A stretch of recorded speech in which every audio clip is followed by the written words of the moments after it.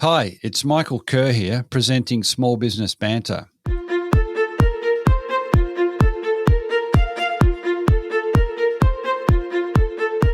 A healthy micro and small business sector means a successful economy and a more vibrant society.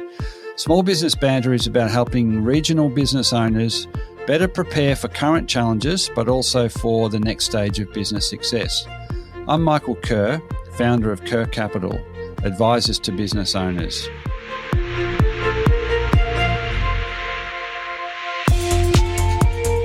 Each week, I interview a fellow small business owner or an expert, and they share their stories, their lived experiences, the wins and the losses, and their best advice to help you, the listener, get the most you can from your own business.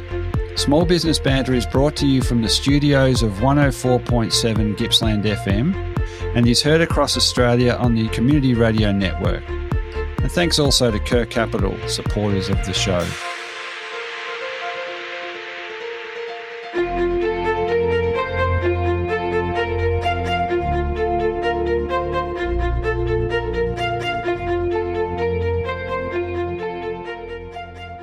So welcome into another edition of Small Business Banter Radio. Amy Phillips from Horizon Management Group is with me today. Welcome, Amy. Hi, Michael. Thanks for having me. No, it's lovely to have you in. Amy's HR specialist, human resources specialist. So I guess the theme of today's discussion is the importance of managing teams, managing people in just about every small business. They're the most, essential and important asset. So we're gonna drill right down on how she works with businesses to do that. Amy, do you just want to give us a minute or so on your background as a business owner as well as an expert in HR?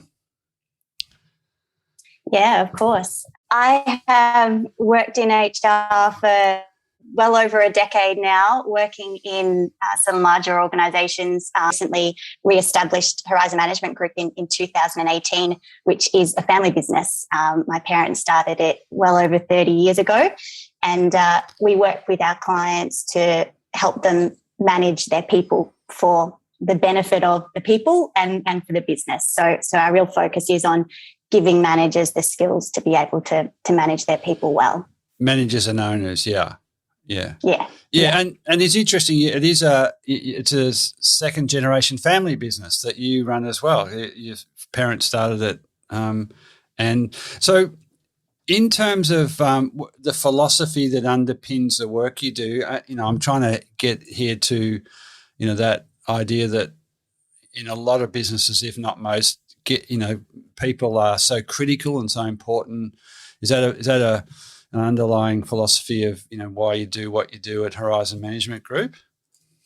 Yeah, absolutely. And we sort of, our belief in terms of what HR is all about is around improving the capability of an organisation through its people. A lot of people say that a lot of businesses preach that people are our most important asset.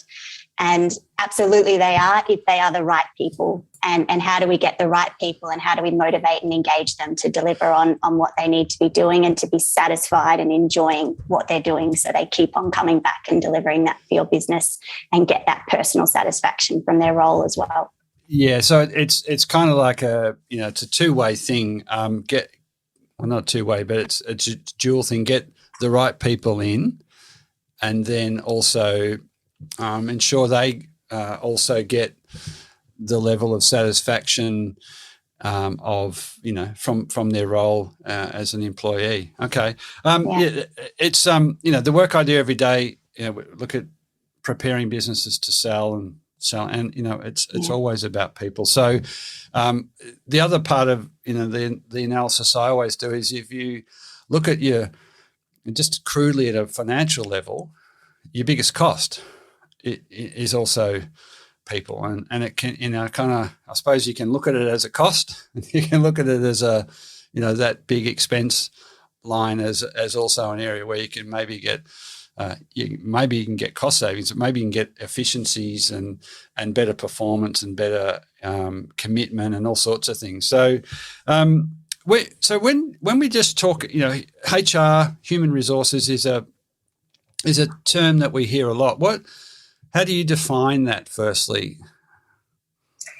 Yeah, it's there's different views of it by different people, different types of organisations, different industries view it differently, and I think probably the best way to summarise some of those the key areas that it covers, if you like, is around how do we first attract and select and engage people? So looking at the employment side of things, then how do we train and develop those people so that they can be delivering on the role that we've engaged them to do? How do we then manage and measure and review their performance and give them feedback so they can keep delivering on that? How do we recognize and reward that performance and not just monetary things, so that people can get that need of recognition, which every human being requires, whether we want to admit it or not? How do we manage their career and their development through that life cycle of their own career, both within your organisation and acknowledging some of their bigger picture aspirations as well? And then it ends up being a bit of a cycle. So then hopefully that person is continuing their career with our businesses, and we can then move them into other, give them more responsibilities or other positions, and back to that training and development element, and the cycle continues. And really all of that is focused on how do we continue to improve the capability of the organisation through its people. Mm.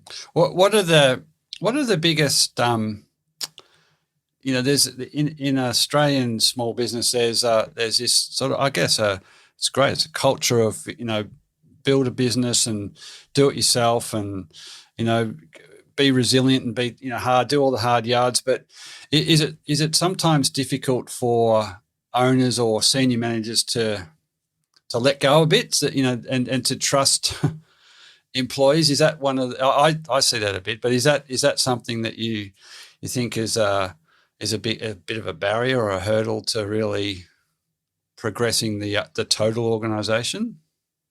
Yeah, absolutely. And unfortunately, we see it a lot, and we see it when it's been left a little too long, and businesses, I suppose, if they aren't really conscious of some of those costs of getting HR wrong, and the benefits of actually investing some time and energy in managing that performance and satisfaction of their staff, the productivity costs are huge, and likewise with the recruitment costs, which I'm sure we can go into later. But yeah, even with a small business, if with one employee, that's 50, without stating the obvious, that's 50% of your organisation. And if they're not delivering, the service to your customers that they need, if they're not delivering on some of those outputs and you haven't defined what's expected of them, it can be really, the impacts are huge, and business owners too often oversee it. Yeah, it's magnified, and it's in the small environment, it's very palpable when which is not healthy. And I mean, like we're going to get to it shortly, but there is even more complex issues at the moment, with all the restrictions. So, yes. But it's always been, an opportunity or a big risk for an organisation to get that HR strategy right. We tend to have a lot of, dominant owners or strong owners or strong managers who, do an incredible job of growing an organisation, but they span all sorts of functions. And I wonder, does sometimes HR not get a look in or not get the attention because there's more demanding functions to take care of, sales or financial reporting or whatever? Does it get the attention that it really deserves? I'm probably going to sound... it's somewhat biased and critical here. But in our experience, unfortunately, no, it doesn't get the attention it deserves. And we would always stress to business owners, just as you do your, as you say, Michael, just as you do your finance planning and your sales planning and your marketing planning for the year, you need to do your HR planning and think about those what are the skills and capabilities that you need to deliver on those bigger business objectives. How are you going to engage and motivate and develop your people for the year? And there are some really critical actions that businesses need to take to deliver on those things, because the productivity and the costs are huge otherwise. Yeah, and it's I guess with HR, there's with finance, it's understood that you often outsource bookkeeping and financials, and that's built into the way businesses operate, or a lot of them. Maybe not the same with HR. Is that sometimes it's to have somebody fully responsible or looking at HR. Does it mean you've got to have somebody internally do it, or are there options to outsource it like you would your bookkeeping or your web management or something? Yeah, there is definitely opportunities to do that. And I suppose, firstly, what I would like to reiterate is that you don't need an internal HR department or, a permanent resource or a massive corporate budget to be able to deliver on some of those critical elements of HR. And if we look at outsourcing, though, in terms of outsourcing the HR function, there are some aspects of HR which might be suitable for a business to outsource. For example, getting some help on recruitment, having an outside organisation manage your payroll, and using outside organisations to provide training, for example. But all the time, we need to remember that just because we can call that outsourcing, we're still responsible for it and making sure that it fits within what we're trying to achieve as an organisation. We still need to stay close to it, make sure we're recruiting the right people and making those final decisions, make sure our outsourced payroll provider is paying our people properly, training our people to make sure it's in line with those overall plans as well. Yeah, interesting you say that. It's HR, there's a lot to it, and it's I've kind of grouped it all, but even there you've explained that there are probably components that would naturally lend themselves to being payroll. If you've got an organisation of a size, it's arguable whether you should be investing resources, but it led on really to a kind of a massive trend of the last 5, 10, 20 years even of outsourcing and this drive to kind of get away from having full-time employees to having outsourced contractors or subcontractors. And how does that impact the typical small business in terms of managing? They're still, as you said, they're still a part of the critical part of the team. They're doing the same work that's just as important. It's done by maybe a subcontractor or a freelancer versus an employee. Yeah, that is the whole other sort of complex area. You're right.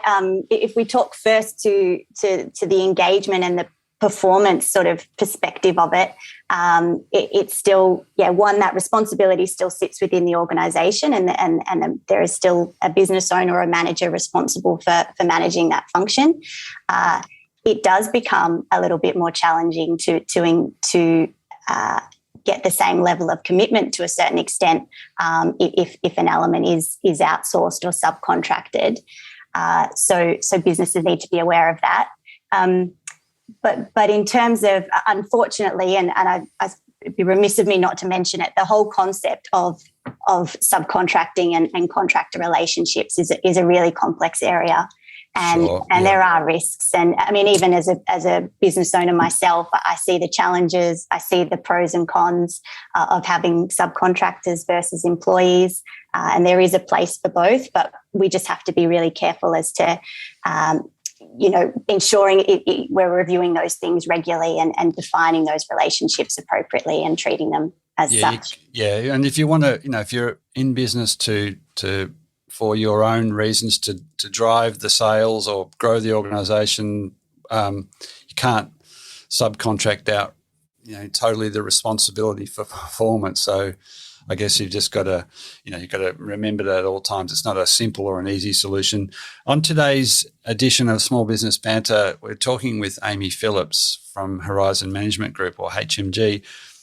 I touched on it just a little while ago, Amy, but really topical issue of the moment with all of the disruption that everyone knows about, managing people that are working, employees and others that are working remotely. So what is happening? What's your experience of how that's impacting businesses and owners and senior managers at the moment?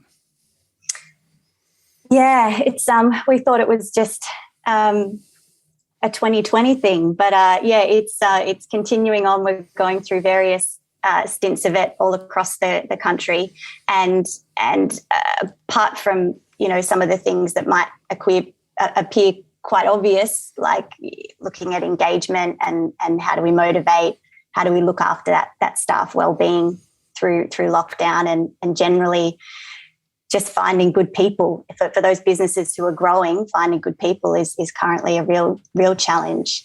So along with those things, we're also seeing that it's really important to help our clients manage a range of other risks that we're seeing in businesses as they continue to regroup after these various stints of lockdown. And some of those risks and challenges we've identified are not everyone returning to the workplace or to their job, and this concept of hybrid teams that you mentioned. So how do we bring in new team members and agree new ground rules with this sort of new environment? Also, different skills, knowledge, competencies may have been developed or might be needed now following the various lockdowns, and we need to be able to plan for this and make sure you're not losing key players by not recognising those things. Ways of operating might have changed. So how do you manage different processes and behaviours now?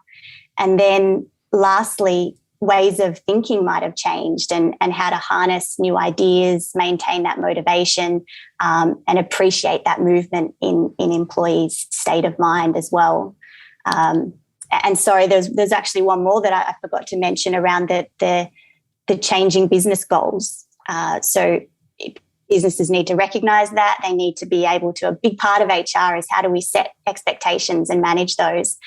So setting those new expectations for the business, communicating that new direction and that focus is really important too. You just see how enormously complex it is. I mean, managing employees anyway is a complex beast. People are people, and it's something that can kind of shape or otherwise the performance of a business. But so you made a couple of interesting things I wanted to drill down on. From an employee's perspective, there's it's a massive adjustment as well. So, but for the owners and the managers to take that on as well as dealing with all the the uncertainty, you can just see how taxing it is. And I don't know if there's any I don't know what we do, but anyway, acknowledging it and and getting some advice, I suppose, which is a pretty obvious one. The other thing that was really interesting there was there are businesses that are doing well and growing, and you're saying that they're struggling. Some of them are struggling to find employees. What's driving that? I know in hospitality, it's always been challenging to find a good chef, and now it's near impossible. And even staff to work in cafes, and so I'm fascinated, as to why that's going on, and you'd be much better placed than me to answer it.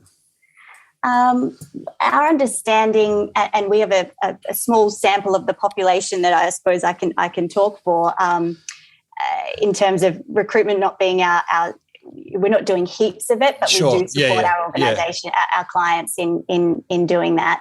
And what we're finding and sensing is that there are people who are hesitant to move in these uncertain times, people who may well be otherwise quite active candidates are hesitant to make the jump because of less job security, arguably, in a new position.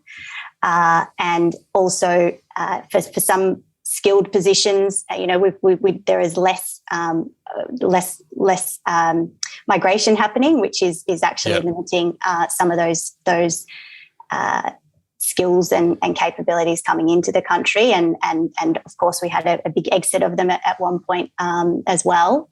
So they're probably the key things. And I think it is just a matter of the current situation. And for those businesses who are really, looking to get in as their businesses change, they need those new skills and capabilities in some cases, then they are finding it quite challenging to right. To and is there maybe a flip side of that other organisations are keeping, they're sensing that people want security and maybe making a greater effort to keep them because they'd only have the same problems if they lost them.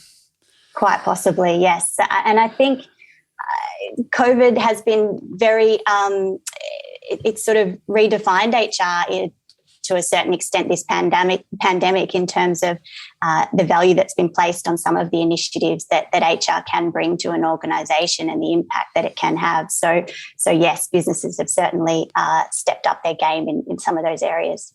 Yeah, maybe some of the businesses will come out different and bigger and better at the end of this, but let's not focus too much on when and where. I gather that you approach HR from the point of view of employees are key asset. Got to get that right. So, what are the practical thing, like the top two or three things? I know we've covered a bit of ground, but if you had to say, what are the two or three things that? And I'm talking about the average or typical small business, which let's say might have employees somewhere between 1 and 10.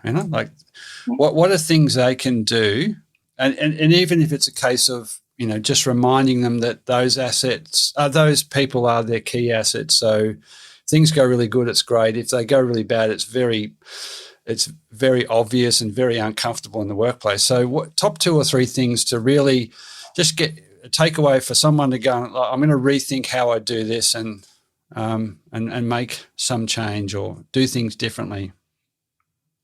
Yeah, sure. I think I might just start super quickly in terms of what are the basics? What are people looking for in their jobs? Because some of those things are around, reasonable pay. They want to work in a convenient location, have a safe environment, good match for their job and their skills, and of course competent management is a really key one as well. But good talent and those that are in demand, they're looking for something that's more than the basics because they can, and we need to engage. By basics, you mean more than the salary package or the? Yeah, more than the pay, more than the environment, the location, all those sorts of things. So what I think any organisation can start to have an impact on now is thinking about more than those basics, which I would suggest are around direction. People want to know where they're going. So how can a business owner really communicate what the vision of the organisation is and where that individual fits into achieving it? Giving them some clear expectations and guidelines as to how you want somebody to behave. So that can be as simple as a position description and defining some company values or behaviours. And they don't have to be over-engineered. They can just be some key things that help people understand how to fit in so that they can get that satisfaction and feel comfortable delivering on their role and that they're doing it in the right way. Well, and does that mean there are organisations, businesses that don't have something as straightforward as a position description and a bit of a vision of where the business is going? Absolutely. We see it far too often. Right. Yeah. Okay. So that's just an excellent, point to start. You could almost take that for granted, that one, but. Yeah. And there's been lots of research around it just in terms of going that next level to setting expectations. There's been some Gallup research around that they found that only about half of all workers strongly indicate that they know what's expected of them at work. Right. And that's pretty scary if it's possible for organisations that only 50% of your people actually know what's required of them and are delivering on what you might need them to do if you've actually defined that in the first place. Yeah. So that it sounds like it's a very broad term. A good employee, more than the hygiene factors of very important hygiene factors, salary, location, but I want to understand where the business is headed or the organisation is headed. Maybe that goes to security, maybe it goes to just wanting to be part of something, and we all most of it get a purpose out of going to work beyond just the obvious. Coming up to the end of our time, Amy, unfortunately, that was a really wide-ranging and very helpful discussion on a key area of focus for a lot of business owners and senior managers in organisations. So thank you very much for coming on today. Do you want to just shout out the website for your business? And if people want to track that down and have a look. Yeah, absolutely. We're at Horizon MG for Management Group. So horizonmg.com.au, you can find us. All right, excellent. Thanks so much for your time, Amy, and we'll go well.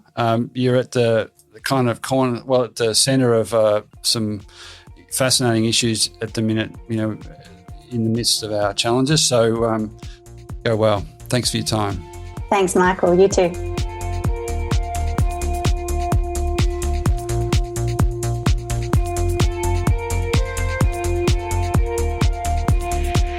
So that is all for today's episode of Small Business Banter. I continue to be inspired bringing you small business experts and other small business owners and hearing their stories. If you want to listen to any past episode, jump onto your podcast platform of choice and search Small Business Banter. There you will find a diverse and fascinating collection of small business owners and experts openly discussing and sharing their experiences. For any of the links, resources or information we've talked about on the show today, or to contact me, please head over to smallbusinessbanter.com, or you can find us on Facebook and Instagram.